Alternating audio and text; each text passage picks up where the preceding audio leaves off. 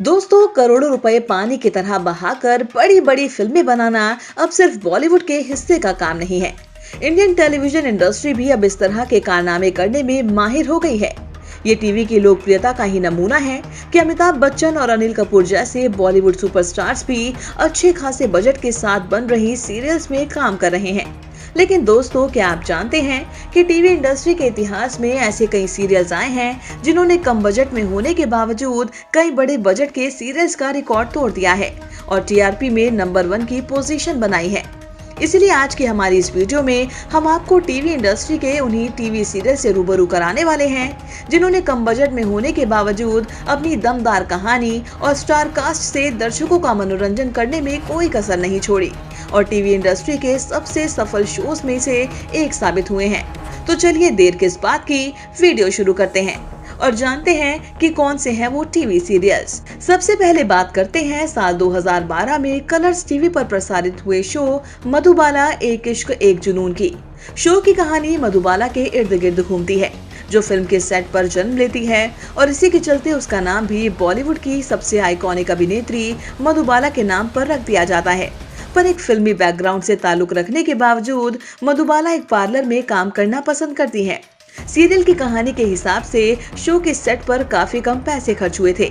साथ ही शो के lead stars दृष्टि धामी और विवियन डिसेना भी इस शो से पहले कुछ खास पहचान नहीं रखते थे, इसलिए इनकी फीस भी काफी कम थी, जिससे इस शो का एक एपिसोड महज 2 लाख रुपए में ही बन जाता था, जो बाकी सीरियल से कंपैरिजन में कम होने के बावजूद टीवी के मोस्ट पॉपुलर शो में से एक बना, जिसने शो के कलाकारों को भी फर्श से अर्श तक पहुंचा दिया।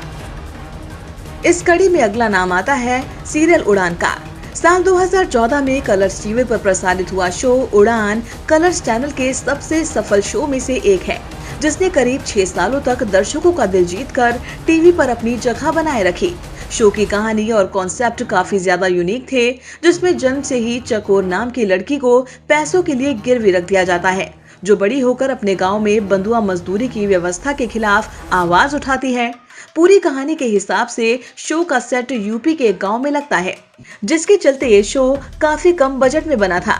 पर बावजूद इसके शो ने टीआरपी के मामले में कई पुराने और बड़े बड़े शोज को मात दे दी थी। अब इस कड़ी में एक नाम कलर्स चैनल के सबसे लोकप्रिय शो बालिका वधू का आता है, जो इस चैनल के शुरुआती समय में ही टीवी पर प्रसारित हुआ और नए चैनल के साथ टीवी पर दस्तक देने के बावजूद ये शो टीवी इंडस्ट्री के मोस्ट पॉपुलर शोज में शामिल हो गया।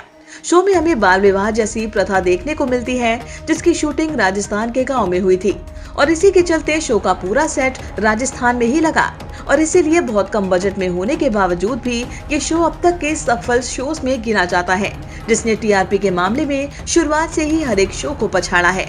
इस लिस्ट में अब नाम शामिल होता है साल 2009 में कलर्स चैनल में प्रसारित हुए शो ना आना इस देश मेरी लाडो का, जो टीवी पर दस्तक देते ही दर्शकों का फेवरेट शो बन गया। शो बेटी बचाओ अभियान से संबंधित है, जिसमें ये दर्शाया गया है कि वीरपुर में बेटियों के जन्म के बाद ही उनकी हत्या कर दी जाती है, इसलिए वहाँ कोई बेटी नहीं है। फिर एक लड़की आती है और बेटी हत्या के इस मुद्दे का जमकर विरोध करती है और लोगों की घटिया सोच को बदल देती है और इसी कहानी के साथ ये शो काफी ज्यादा हिट हुआ, जो कम बजट में होने के बावजूद बड़े बड़े सीरियल से आगे निकल गया। तो दोस्तों, इन सभी शोज में से आपका फेवरेट शो कौन सा रहा है? आप हमें उसका नाम कमेंट बॉक्स में कमेंट करके जरूर बताएं। साथ ही टीवी इंडस्ट्री से जुड़ी ऐसी और मसालेदार खबरों को जानने के लिए हमारे चैनल को सब्सक्राइब करना ना भूलें।